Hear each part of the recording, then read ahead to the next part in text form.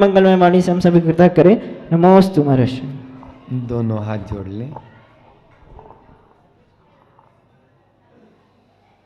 आदिम तीर्थंकर प्रभु आदिनाथ मुनिनाथ, आदि व्याधि अगमग मिटे तुम पद में मम मात।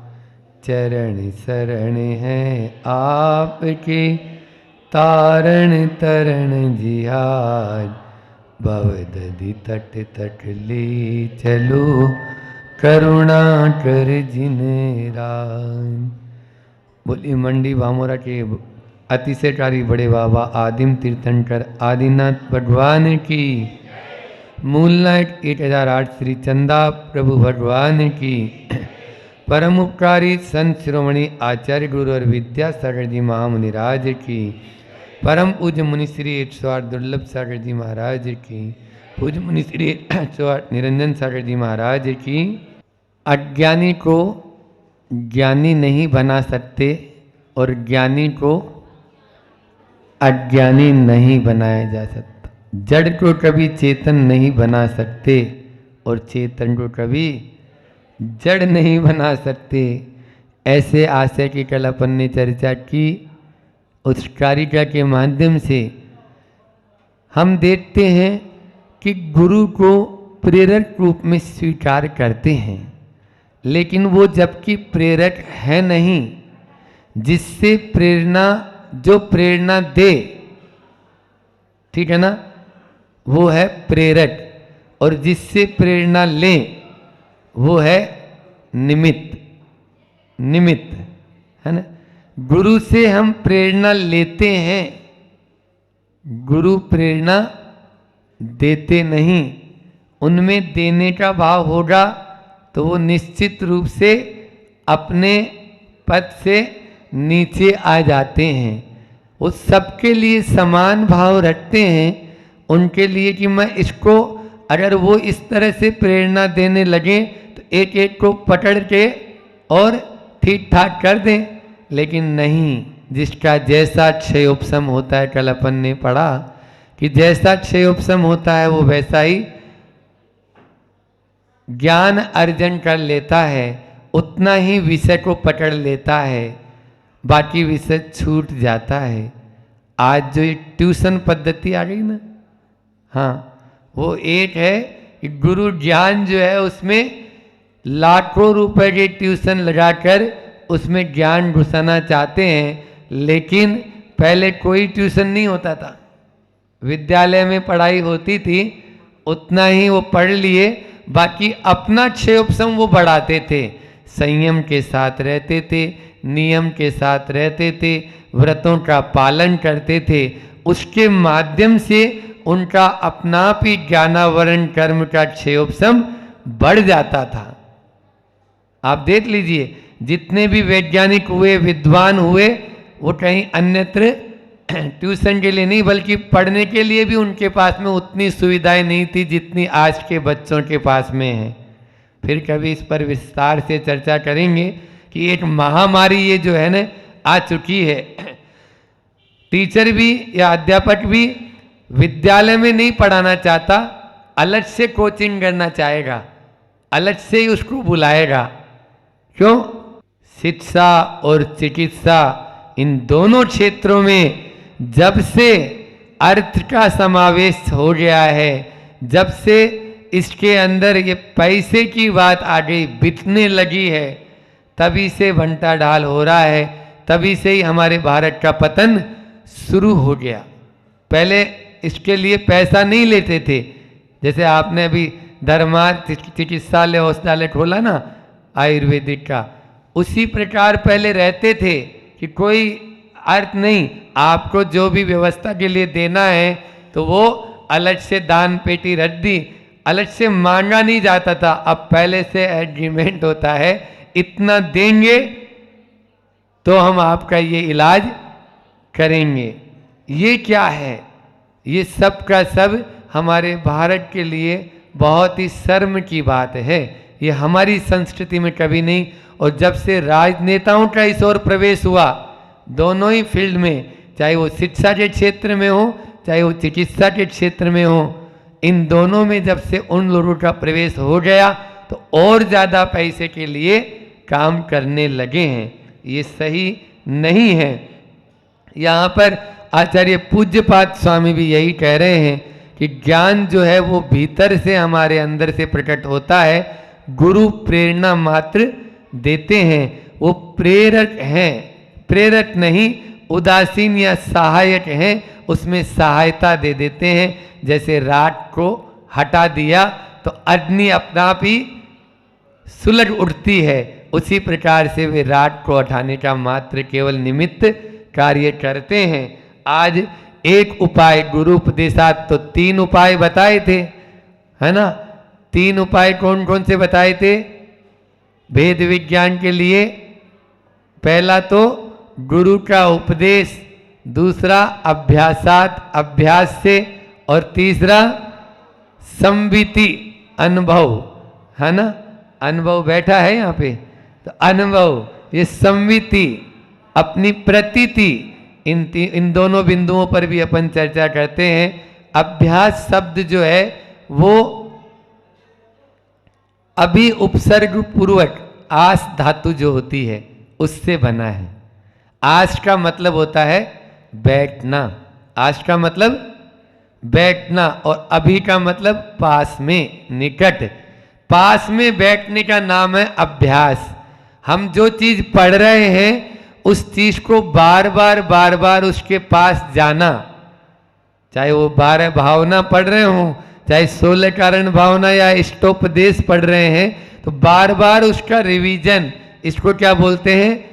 अभ्यास। उस अभ्यास के माध्यम से वो बात हमारे भीतर तक बैठ जाती है, जिससे कि जब कभी भी हमारे ऊपर उसकी जरूरत है तुरंत उसको कंठस्थ कर लिया है तो काम आ जाती है।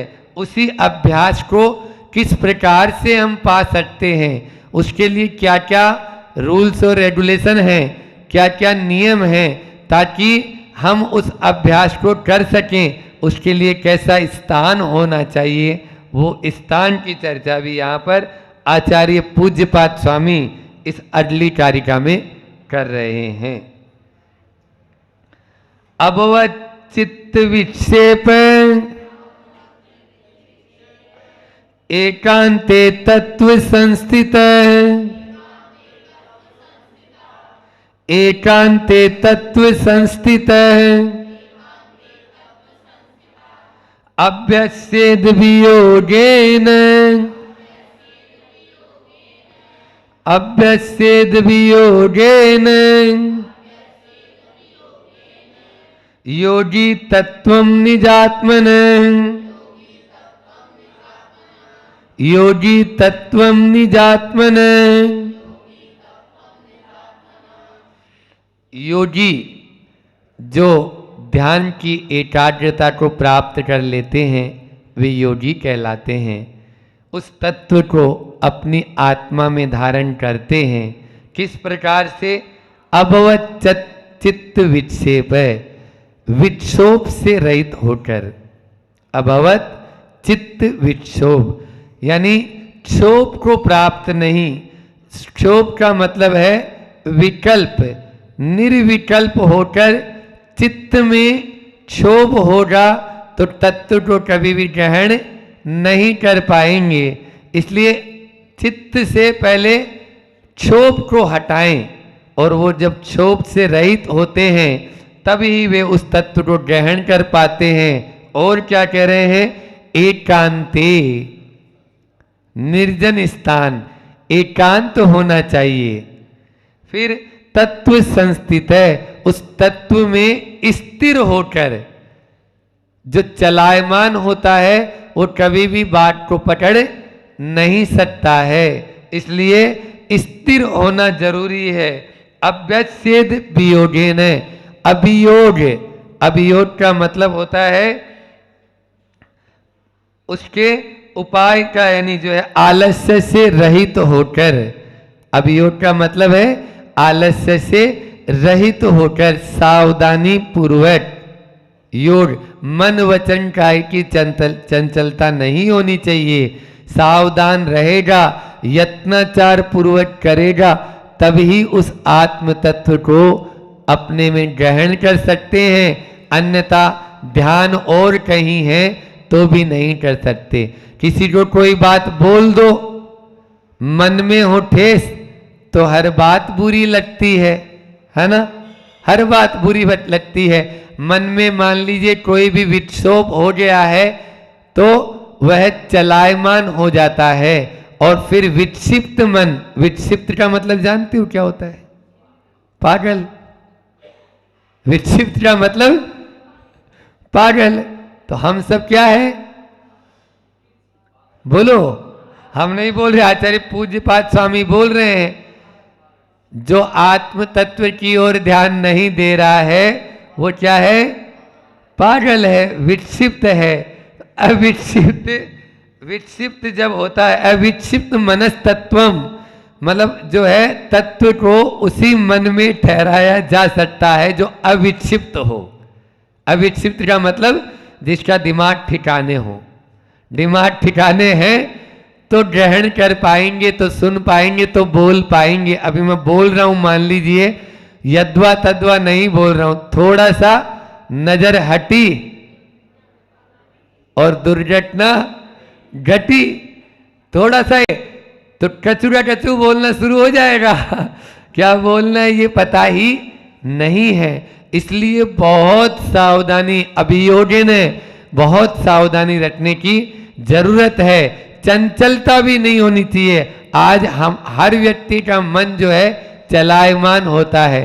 कल ही एक डॉक्टर साहब से बात कर रहे थे, वो कुछ देर पहले कुछ बोल रहे, वो स्वयं में स्थिर नहीं है ना। स्वयं में स्थिर होंगे तब तो यानी जो है ना हम उससे कोई बात कर पाए, दूसरे से कैसे बात करें?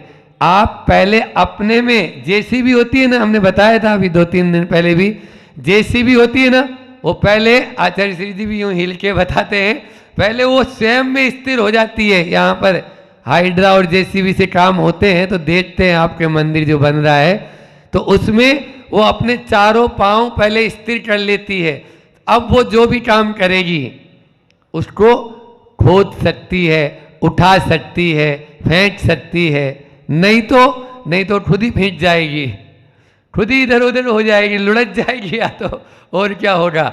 इसलिए तत्व संस्थित है, तत्व को पकड़ना चाहते हो, उस आत्म तत्व की रुचि रखते हो तो संस्थित है, सम मतलब अच्छे से सम्यक प्रकार से स्थित है। पहले स्थित होना जरूरी है, बैलेंस बहुत जरूरी है। बैलेंस नहीं बनाएंगे तो अपन 3 काल में भी स्थित नहीं हो सकते हैं। इसलिए जब तक मन में क्षोभ उत्पन्न होता है, चंचलता रहती है, स्थिरता नहीं रहती है, उस आत्म तत्व की केवल मात्र चर्चा तो कर लेंगे लेकिन उसको चर्या में नहीं उतार पाएंगे। आप उदाहरण देते हैं आचार्य भगवंत, यही पूज्यपाद, इनका एक ग्रंथ और है समाधि तंत्र, है ना, उसमें 100 गाथाएं हैं, बहुत बेजोड़ ग्रंथ है वो भी ध्यान के लिए। तो उस समाधि तंत्र में आता है कि जो कल्लोल मतलब यानी राग द्वेष से की जो तरंगे हैं उन तरंगों से रहित होना जरूरी है। जैसे जो पानी जिसमें लहरें उत्पन्न होती है, तरंगे उत्पन्न होती है, क्या उसमें अपना प्रतिबिंब देख पाएंगे? कोई पदार्थ देख पाएंगे? नहीं देख पाएंगे। क्यों नहीं देख पाएंगे? क्योंकि उसमें लहरें उत्पन्न हैं, हलचल है। तो हम दिन भर में अपने इस मन के अंदर राग द्वेष की जो तरंगे कितनी उठती रहती है। बोलते ना, ठहरे हुए पानी में कंकड़ न मारो, है ना, कंकड़ न फेंको, कंकड़ न फेंको।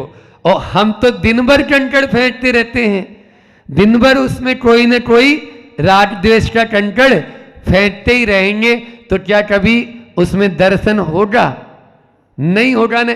स्थिर पानी होता है, उस स्थिर पानी में ही, उस जल में ही प्रतिबिंब छवि हम देख सकते हैं। जिस प्रकार से स्थिर जल में छवि देखने का अभ्यास हमें करना है। उसी प्रकार से इस मन को भी डाल दो। कहां पर? ठंडे बस्ते में। आचार्य श्री जी का क्या हाइकू है? ठंडे बस्ते में मन को रटना ही मोक्ष मार्ग है। ये रट लो, 2-3 बार बोल दिया हमने यहीं पे। ठंडे बस्ते में मन को रटना ही मोक्ष मार्ग है, और कुछ है ही नहीं। उसको ठंडे बस्ते में रट दो, निश्चित रूप से आप जो है राग द्वेष की कल्लोल यानी तरंगे, उन तरंगों से रहित हो सकते हैं। और जब तक तरंगों से रहित नहीं होंगे, राग द्वेष रूपी तरंगों से रहित नहीं होंगे, तब तक आत्मदर्शन की बात केवल बात रह जाएगी। इसलिए हमको इन चीजों का ध्यान में रखना है कि किन किन बातों को बताया इस कारिका में। पहला है कि विक्षोभ से रहित हो, क्षोभ से रहित होकर हमें विक्षिप्त नहीं होना है, अपने आप को मन को स्थिर रखना है। एकांत स्थान की बात बोल रही हैं दीदियां, तो हाँ निश्चित रूप से एकांत भी होना जरूरी है। हम क्या करते हैं, जब टेंशन में आते हैं ना तब एकांत में आ जाते हैं, या वो एकांत में चला जाता है जो थोड़ा वो चढ़ा लेता है नशे में, तो वो एकांत में जाके पड़ा रहता है। वहां पर इस एकांत की बात नहीं है। वो तो जंगल में भी जाएगा तो भी उसके मन में राग द्वेष उड़ते ही रहेंगे। यहाँ ऐसे एकांत को नहीं लेना है, यहाँ तो उस एकांत को लेना है जो ज्ञानार्णवकार या समंतभद्र स्वामी कहते हैं कि जहां पर हमारी ये राग द्वेष रूपी जो है इन्फेक्शन, आप देखो ना ऑपरेशन कहाँ होता है? ओटी में। वहां डॉक्टर साहब अकेले जाते हैं या उनके जो सहायक परिचर्या करने वाले, औजार उठाने वाले हैं, वो जाते हैं। कितने भी, कोई भी नेता का भी भाई क्यों ना हो, बल्कि खुद प्रधानमंत्री जी भी आ जाएं तो उनको भी बोलेंगे बाहर ही बैठो, आप ओटी में नहीं जा सकते। क्यों? इन्फेक्शन हो जाएगा। जहां दो होते हैं ना वहां इन्फेक्शन होता है। इसलिए एकांत में जाओ। एकांत, न झगड़ा न जासा, एकांत वासा, ये पहले भी बताया था। इसी प्रकार से स्थिर होना जरूरी है, और आलस्य से, प्रमाद से रहित भी होना जरूरी है। समय भी हो रहा है, पद्यानुवाद और देखते हैं इसका। पद्यानुवाद क्या कह रहे हैं आचार्य श्री जी? रागाधिक लहरें ना उठती जिनका मानस शांत रहा, हेय तथा आधेय विषय में तत्व ज्ञान निर्भांत रहा। योगी जन निर्जन वन में जा निद्रा विजयी तथा बने, गामाद प्रमाद तज निज साधन कर ले, काल जयी फिर सदा बने। प्रमाद को तज कर वो अपनी आत्मा की ओर ध्यान देंगे, तभी काल जयी बन पाएंगे। काल को भी जीत लेते हैं, काल भी उनकी मुट्ठी में रहता है। ऐसे काल जयी हम सब बने, तभी वह हो पाता है। कल जो है अपन बहुत अच्छी 2 कारिकाएं लेंगे, जिनके माध्यम से अभी तक जो कारिकाएं अपन ने पढ़ी है तो उसका थर्मामीटर वो देने वाले हैं।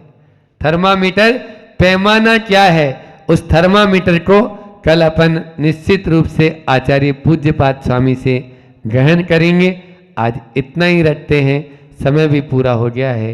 बोलिए अहिंसा परमो धर्म की। नहीं तो नहीं दिलवाना था तो कम से कम कोई मंत्र दे देते, मंत्र नहीं तो पीछे उठा के आशीर्वाद दे देते, उसका भला हो जाता। अच्छा इसलिए मुस्कुराए। अच्छा ठीक है, एक काम करो तुम लोग, यहाँ जितने गरीब भिखारी हैं ना सबको ले आओ, सबको पीछे लगाऊंगा। मैं देखता हूँ मेरी पीछे से कितने लोग अमीर बनते हैं। तो फिर अच्छा एक काम करो, इससे मंत्र है ना, सबको मंत्र दूंगा मैं, सबको ले आओ मंत्र, सबको मंत्र दूंगा, देखता हूँ कौन करोड़पति बनता है मेरे मंत्र देने से।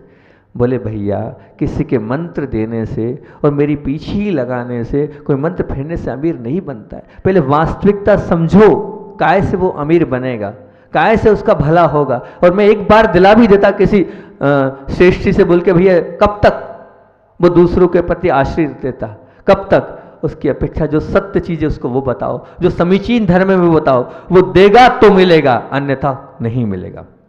देने वालों को ही मिलता है। अब उस वक्त तो महाराज जी के गले उतर नहीं रही थी ये बात, उस वक्त तो महाराज जी गले बोलने ठीक नहीं है, वो ऐसा थोड़ी होता है, क्या बात है, ये कोई सा धर्म है क्या, दो नहीं हो तो कहाँ से ला के देंगे हम, नहीं हो तो कहाँ से ला के देंगे हम, ये कोई बात नहीं है। उस वक्त पल्ले पड़ी नहीं, लेकिन वो जो बोले महाराज जी के शब्द में बोले वो पट्ठा, महाराज जी बोले तो बड़े महाजन का वो पट्ठा, बड़े उससे हाथ जोड़ता, जी गुरु जी, अरे हम उसको इशारा कर रहे, बोल कुछ नहीं है, क्या दूंगा मैं, वो कुछ हमारा देख ही नहीं रहा, वहां उनके में रम गया और बोल रहा है हाँ हाँ जी गुरु जी, अब जितना होगा उसमें से कुछ ना कुछ दूंगा ही दूंगा, दूंगा ही दूंगा मैं।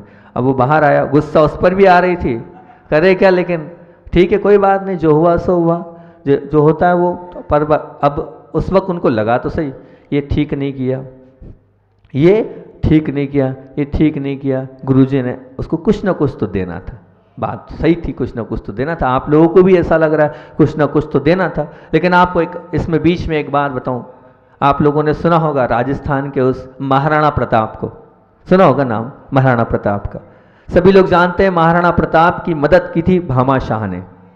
वो भामाशाह कौन थे पता है ना आपको, आपके जैन समाज का गौरव है, वो भामाशाह थे। तो भामाशाह ने किया तो, लेकिन मूल में जाओ तो कि भामाशाह ने मदद करी किसकी, महाराणा प्रताप की, लेकिन किस वजह से उनकी मदद हुई, जब महाराणा प्रताप सब कुछ चला गया, जंगलों में वन विहार कर रहे थे, और उस वन विहार में अपनी धर्मपत्नी रानी के साथ और बच्चों के साथ थे, कोई खाने को दाना नहीं था, खाने को दाना नहीं था, यहाँ तक कि ऐसा सुनने में आता है घास तक की रोटी उन्होंने खाई है, ऐसे दिन देखने पड़े। अब लेकिन महाराणा प्रताप का एक नियम था कि जो बनेगा उसमें से एक रोटी दान के लिए निकाल के रखना, जैसे आपके यहाँ रहता ना पहली रोटी गैया की, तो ऐसे ही बड़ी मुश्किल से बेमुश्किल से यहाँ वहाँ से 4 रोटी मिली, और 4 रोटी में से सबसे पहले उन्होंने ये कहा ठीक है इस एक रोटी को दान के लिए निकाल दो, हमारे यहाँ दान की परंपरा है और हम पहले निकालेंगे फिर खाएंगे। एक रोटी निकाली, और योग संयोग की बात है,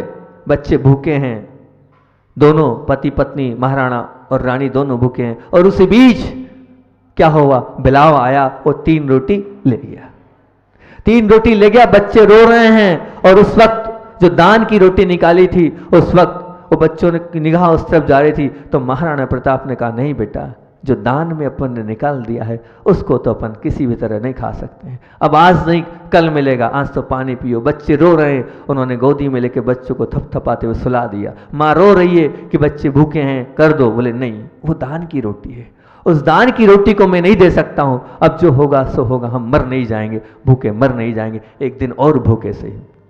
महाराणा प्रताप का वो त्याग था कि उन्होंने अपने बच्चों को भूखा रखा, पानी पिला के सुला दिया, स्वयं भूखे रहे, और उसी वक्त, क्योंकि देखो जो ऐसा त्यागी होता है, जो ऐसा दानी होता है, उसके तो अपने आप फरिश्ते आते हैं और मदद करते हैं। कहाँ भामाशाह को पता चला कि ऐसी स्थिति हुई है, और भामाशाह उसी के दूसरे दिन पहुंच गया पूरी संपदा को लेके महाराणा प्रताप के सामने, ये संपदा पूरी आपकी है, मेरा कुछ नहीं है, मैं तो आपका शागिर्द हूँ, अब जो करना है जैसा करना हो, लेकिन आपको कष्टों में नहीं रहना, दुख में नहीं रहना है। तब जब उसने दान की रोटी भी नहीं खाई थी, तब भूखा सो गया था, तब कहीं जाकर वो पुण्य जागा, और पुण्य जागने के बाद कौन आया, वो भामाशाह आया। भामाशाह का श्रेय नहीं दो आप लोग, भामाशाह की जय बोलते हो, वो दान दाता और भामाशाह नहीं, असली दान दाता भामाशाह नहीं है, असली दान दाता तो कौन है, महाराणा प्रताप है, उसने सच्चा दान किया था उस एक रोटी का। सभी लोग महाराणा प्रताप की नहीं जय बोलते हैं, वो भामाशाह को याद करते हैं कि दानवीर भामाशाह, मैं कहता हूं दानवीर महाराणा प्रताप,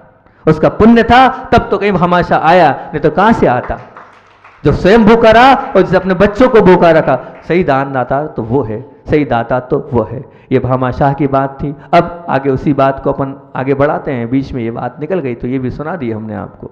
अब समय हो गया अपना, लेकिन 5 मिनट है। हाँ, ये हुआ तो था आचार्य भगवान के पास, जब कुछ दिनों पश्चात विहार करने के बाद 6 महीने के पश्चात वो जो श्रावक था, कौन सा, वही श्रावक, वो आया। अब जैसे ही उस श्रावक को देखा, अब वो सीधा गुरु जी के पास पहुंच गया। अभी तक तो पहले कहाँ आ रहा था, महाराज जी पास, तो महाराज जी गुस्सा आया, बोले यार बताओ, सीधे पहुंच रहा, उस वक्त तो अपने पास आया था, अब सीधे पहुंच रहा है। और सीधे वहाँ पहुंचा, पहुंचने के बाद महाराज जी ने कहा अब देखते हैं आचार्य श्री को, अब ये वो अपना रोना गाएगा तब हम बताएंगे क्या होता है दान का परिणाम। है ना, इससे कहा था। लेकिन महाराज जी देख रहे थे कि इसके कपड़े थोड़े ठीक ठाक से लग रहे हैं, थोड़ा चेहरा वेहरा भी भरा सा लग रहा है, फिर भी चलते हैं, क्या है मजारा। बड़े उससे महाराज जी वहाँ पहुँचे और वहाँ खड़े हो गए बिना बुलाए। ये तो पहले तो बुला अच्छा आचार्य पास जाते नहीं है, बुलाओ। अब वो बिना बुलाए वहाँ आचार्य के पास खड़े हो गए जाके। अब वो श्रावक, वही श्रावक अब आचार्य के पास बोलता है, आचार्य भगवान आपकी कृपा से सब अच्छा होने लगा है, आपके आशीर्वाद से मेरे अच्छे दिन आने लगे हैं। आचार्य ने उसको देखा और तुरंत पहचान लिया, बहुत अच्छा, कुछ ना कुछ देते हो कि नहीं? आचार्य ने बोला कुछ ना कुछ। बोले नहीं आचार्य जी, आपने कहा था उसके बाद से भले ही मेरे पास 2 रोटी की व्यवस्था होती, 1 ग्रास भले कौवे को दे दूंगा मैं, पर मैंने उसी दिन से दान प्रारंभ किया और उसके बाद से मेरे अपने आप दिन अच्छे होने चालू हो गए। बोले बहुत अच्छी स्थिति हो गई है, अब तो इतना दान करता हूँ और रोज भले 10 पैसे करूँ, 25 पैसे करूँ, 50 पैसे करूँ, 1 रुपया करूँ, पर रोज मंदिर में जाकर कुछ ना कुछ तो देता ही हूँ, बिना दिए रहता नहीं हूँ, क्योंकि आपसे नियम लिया था, जो मिलता है वो देता हूँ। कभी कभी 10 पैसे भी दिए हैं। हाँ, ऐसा थोड़ी कहा गया है कि हजारों लाखों कोई दान देना है, कितने जिसका जितना शक्ति तस्या। बोले देता हूँ बिल्कुल। हाँ, आप कहो तो यहाँ भी कुछ दान की घोषणा कर दूँ मैं? बोलता है आप कहो तो यहाँ नहीं, यहाँ नहीं। बोले मैं आचार्य जी उस नियम का पूरा आपने जो नियम दिया कर रहा हूँ, और मेरे दिन दुगनी रात चौगनी बढ़ोतरी होती जा रही है, सब व्यवस्था हो रही है, अच्छे से खा पी रहा हूँ, और बच्चों का भी अच्छे से पालन पोषण हो रहा है। जो शिक्षा की और जो भी सब समस्याएं बीमारी की थी, सब समस्या समाप्त होती जा रही है। काय से? दान से। वो बात याद आ गई थी, प्रकरण और आगे बढ़ाना था, लेकिन महाराज जी की बात आज आ गई, उसी में अपना समय पूरा हो गया।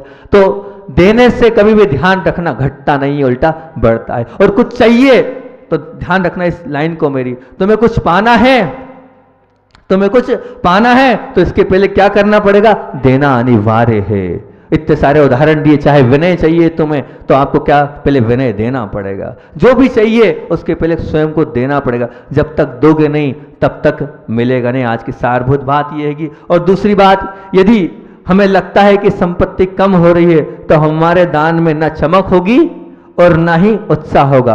और अगर हमें लगता है कि हमारी दिव्य संपदा से हमारा पुण्य बढ़ रहा है तो क्या होगा? विशेष चमक भी होगी और विशेष प्रचंड उत्साह भी होगा, और विशेष चमक और विशेष उसके बिना होगा नहीं। आज इतने ही रखते हैं, आज अपन समय अपना हो गया है, आज सुना दे, नहीं तो लोग बोलेंगे महाराज जी रोज रोज सुनाते नहीं। ठीक है, बहुत अच्छी एक गाथा आचार्य भगवान की समय सार की, वो सुनाकर अपनी बात को ही विराम दूंगा मैं। अहमिक को खलु शुद्धो दंसन नानमयो सदारुवी नभि अति मज्ज किंचवी अन्नम परमान में तंपी। बहुत अच्छी गाथा है, अनेक अलग अलग ग्रंथों में ये गाथा है। क्या बोला है? ज्ञानी जीव का, जो ज्ञानी है वो कैसा विचार करता है, ज्ञानी जीव कैसा विचार करता है? मैं एकाकी हूँ। क्या विचार करता है? अरे मैं एकाकी हूँ, मैं अकेला हूँ। फिर बोलता है, फिर विचार कैसे करता है? मैं शुद्ध हूँ, अर्थात पर द्रव्य के साथ मेरा थोड़ा सा भी संबंध नहीं है, सर्वथा रहित हूँ, पर द्रव्य से रहित हूँ। और क्या है? दर्शन ज्ञानमयी हूँ मैं, दर्शन ज्ञानमयी सदा रूपी, दर्शन ज्ञानमयी हूँ मैं। और क्या है? और अरूपी हूँ मैं, दिख तो रहा हूँ लेकिन साक्षात नहीं दिख रहा हूँ। ये शरीर दिख रहा है, ये शरीर सब कुछ नहीं, वो आत्मा सब कुछ है, अर्थात अरूपी हूँ। इन सब बाह्य पदार्थों में मेरा परमाणु मात्र भी नहीं है। ये जितना दिख रहा है ये परमाणु मात्र भी मेरा नहीं है। अर्थात ज्ञानी जीव हमेशा विचार करता है। क्या विचार करता है? आप लोग भी रोज विचार करो, मैं एकाकी हूँ, मैं अकेला हूँ, मैं शुद्ध अर्थात परद्रव्य से सर्वथा रहित हूँ। तीसरी बात, मैं कैसा हूँ? फिर ऐसा नहीं है तो कैसा हूँ? मैं तो सिर्फ ज्ञान और दर्शन स्वभाव वाला हूँ, अरूपी हूँ।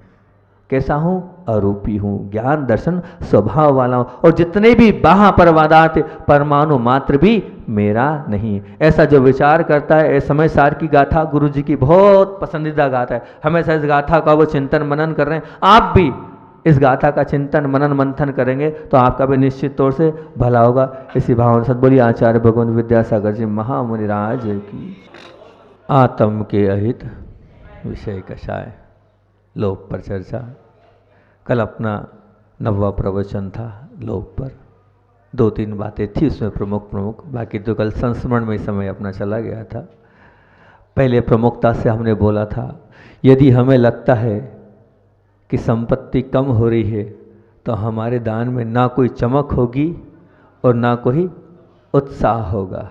और उसकी अपेक्षा अगर हमें यदि लगता है कि हमारा पुण्य बढ़ रहा है तो हमारे दान में विशेष चमक होगी और विशेष प्रचंड उत्साह होगा। एक बात ये बोली थी विशेष, और दूसरी बोली थी विशेष तौर से, तुम्हें कुछ पाना है तो इससे पहले तुम्हें देना अनिवार्य है। बहुत सारे उदाहरण आपके सामने रखे थे। अगर कुछ प्राप्ति की इच्छा है तो प्राप्त करने के पहले कुछ न कुछ देना अनिवार्य है, दिए बिना कुछ नहीं मिलता। ये शाश्वत सत्य है, यूनिवर्सल सत्य है। अपन चलते हैं, आगे बढ़ते हैं उसी बात को और आगे बढ़ाते हुए। जीवन के दौरान मनुष्य जो भी कुछ कमाता है, इकट्ठा करता है, संचय करता है, कर्म सत्ता मनुष्य को दो विकल्प देती है। कर्म सत्ता मनुष्य को दो विकल्प देती है, उसे देकर जाओ या उसे छोड़कर जाओ। कर्म सत्ता दो विकल्प प्रदान करती है, उसे क्या करो, देकर जाओ अथवा छोड़कर जाओ। मैं आपसे पूछता हूं, इस विकल्प में आप कौन सा विकल्प पसंद करते हो? सत्कार्यों में संपत्ति का सदुपयोग करने के माध्यम से देकर जाने का विकल्प तुम्हारे जीवन में आकर्षण का केंद्र बन रहा है कि नहीं बन रहा है? बताओ। देकर सदुपयोग में लगाकर देकर जाने का आपके जीवन में वह आकर्षण का केंद्र है, अथवा संपत्ति का संग्रह करके रखकर अंततः छोड़कर जाना तुम्हारे जीवन के केंद्र स्थान पर है? कौन सा केंद्र स्थान, किस पे तुम्हारा आकर्षण ज़्यादा है? देकर जाने पे अथवा छोड़कर जाने में? क्योंकि दो गति होगी जो तुमने संचय किया है, इकट्ठा किया है पूरे जीवन में धन संपत्ति का, या तो वो दे के चले जाओ अर्थात छोड़ के तो जाना ही है। याद रखना, जो देकर गए हैं बहुत महत्वपूर्ण बात है। जो देकर गए हैं कर्म सत्ता ने हमेशा उनको नवाजा है। जो देकर गए हैं कर्म सत्ता ने हमेशा उनको नवाजा है। नवाजा से तात्पर्य उसको गोल्ड मेडल दिया है, उसको कुछ न कुछ मिला है जो दे के गया है। और जबकि जो छोड़ कर जाने वालों को कर्म सत्ता ने हमेशा गद बना दी है। गति यहाँ तक बना दी है, जो छोड़ कर गया है उसकी गति यहाँ तक बना दी है कि कहते हैं, क्या कहते हैं, कहते कि वहीं पर सर्प बन के, अब आगे आप समझ गए ना, बोलना ठीक नहीं है? अच्छा, अब वो इतनी स्थिति खराब हो जाती है, यहाँ तक कि वो मुझे याद आ रही है उस परिणति की बात, जब सम्राट का काल हुआ करता था, राजा महाराजाओं का अंतिम सम्राट कौन थे पता है आपको? राजा चंद्रगुप्त। राजा चंद्रगुप्त अंतिम सम्राट थे। और जब उन्हें वैराग्य हुआ कि मुझे मेरे गुरु की समाधि कराना है, भद्रबाहु स्वामी जो अंतिम हुए हैं केवली, उनकी समाधि कराना है, और उनकी समाधि की भावना से उन्होंने कहा अब मुझे गुरु की शरण में जाना है। जब गुरु की शरण में जाना था तो जब राजमहल में ये चर्चा चली कि अब मुझे जाना है और गुरु के चरणों में समर्पण करना है और अपने सुपुत्र को युवराज पद से अब राजा पद पे लेके आना है, और फिर जब राज तिलक हो रहा था तो पूरी जनता रो रही थी कि हे राजन, जब आप सुख में हमारे साथ थे अब आप दुख में हमें छोड़ के जा रहे हैं, ये कौन सी नीति है? आपको हमारे साथ रहना चाहिए। अभी अकाल का समय चल रहा है और भीषण अकाल के समय हम पूरी जनता को छोड़कर आप जा रहे हैं। तब राजा चंद्रगुप्त ने कहा और अपना राजकोष खोल दिया, जिसको जितना ले जाना है ले जाओ, कोई कमी नहीं है, जिसको जो लेना है लो। पूरे हृदय के साथ उसने पूरी संपत्ति, पूरी संग्रह, जो जीवन का जितना था वो सब कुछ खोल दिया। खोल तो दिया। वही मंत्री जी ने बोला, क्या कर रहे हो राजा साहब, आप तो जा रहे हो पर अपने युवराज की चिंता तो करो, वो क्या करेगा, उसकी चिंता तो करो, वो राजपाट कैसे चलाएगा। तब चंद्रगुप्त ने बहुत अच्छी बात बोली थी, वो आज तक चली आ रही है, आज तक लोग उसको बोलते आए। तब चंद्रगुप्त ने बहुत अच्छी बात बोली थी। क्या बोला था? क्या बोला था पता है? क्या बोला था, याद है किसी को? हाँ, नहीं, ये नहीं बोला था, याद करो क्या बोला था। चंद्रगुप्त ने ये बोला था कि जिसका पुत्र सपूत हो तो का धन संचय। अरे अगर पुत्र सपूत है तो क्या करना धन संचय करके, और अगर मेरा पुत्र कपूत भी होगा तो क्या मतलब धन संचय, बर्बाद कर देगा। इसलिए मुझे अपने पुत्र की चिंता नहीं है, मुझे मेरी जो पूरी प्रजा है उसकी चिंता है। मेरा पुत्र, मुझे विश्वास है कि मुझसे ज़्यादा सब कुछ कर लेगा, इसलिए मुझे पुत्र की चिंता नहीं है। आप लोगों को यही चिंता रहती है, महाराज जी आप दान मांगे जा रहे हो बड़े बाबा के लिए, हमारे बच्चों का क्या होगा, उनकी चिंता है। देखो वो चंद्रगुप्त ने कोई चिंता नहीं करी, पूरा खोल दिया।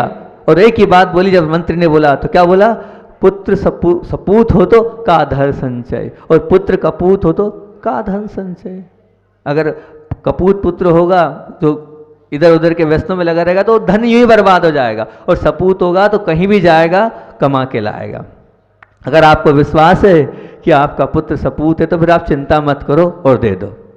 तो ध्यान रखना, जो देकर गए हैं कर्म और सत्ता ने उनको नवाजा है, उनको नवाजा है, वास्तविकता में नवाजा है। चंद्रगुप्त ने अपने जीवन काल में, अपनी पूरे जीवन काल में हमेशा कर्तव्यों को निर्वाह किया, और अंत समय में ऐसा बताते हैं, जब हमने सुना था एक बड़े महाराज जी के मुख से कि जैसे सबसे मतलब पूर्व में चंद्रगुप्त ने अपने गुरु की सेवा करके संलेखना कराई थी, उसी का स्वरूप में आचार्य भगवान ने आचार्य ज्ञान सागर जी की संलेखना कराई थी। उस चंद्रगुप्त के उस इतिहास को पुनः दोहराया था। ऐसी सेवा आचार्य भगवान ने करी थी, उन्होंने अंतिम समय तक अपने कर्तव्यों का निर्वाह किया। तो जो देकर गए हैं कर्म सत्ता ने उन्हें नवाजा है, जबकि जो छोड़ कर गए हैं कर्म सत्ता ने उनकी गद बना दी है।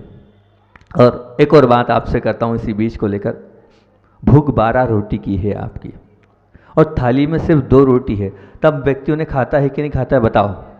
नहीं, मेरी 12 रोटी की भूख है, 2 रोटी से काम नहीं चलेगा, थाली फेंक देगा क्या? नहीं, 12 रोटी की भूख है, मान लो फिर भी 2 मिली 3 मिली, जितनी मिली उतनी ले लो भैया, इतनी ठीक है। खाते हो ना, बोलो ना हाँ ना में जवाब दो। हाँ, अब ये तो खैर आपसे, अब व्यापारियों से चर्चा करते हैं अपने, यहाँ दुकानदार लोग बहुत बैठे हैं, बताओ हैं, अब व्यापारी लोग भी बहुत सारे बैठे हैं, तो व्यापारी लोगों से चर्चा करते हैं, और ट्रांसपोर्ट वाले बैठे हैं, वो बैठे हैं ना। अब दूसरा प्रश्न हमारा, मान लो आपकी उधारी 5 लाख की थी, आप मांगने गए 5 लाख रुपए, और 5 लाख नहीं 5,000 दे रहा है, तो आप लेके आओगे कि नहीं? अरे भक्ते भूत की क्या लंगोटी काफी है ना, ऐसे बोलते ना, जो मिला सो ठीक, आप ले आते हो, लाते हो ना, बोलो तो हाँ ले आते हो, जो मिला सो ले आते हो, मतलब इसमें आपको स्वीकार है, मतलब ये आप मानते हो कि जो मिलेगा हम ले लेंगे। यहीं पर आपका एक ध्यान आकर्षित करता हूँ, दान देने के लिए हमारे पास पर्याप्त धन नहीं हो तब हम कुछ उसमें थोड़ा सा देते रहते हैं क्या, कि हम थोड़ा सा दे दें, कुछ हो उसमें से दे दें, बताओ? परंतु ऐसा नहीं, हमारी विकृत बुद्धि हो गई है, हम ये मान बैठे हैं हम तभी दान देंगे जब हमारे पास पर्याप्त धन होगा।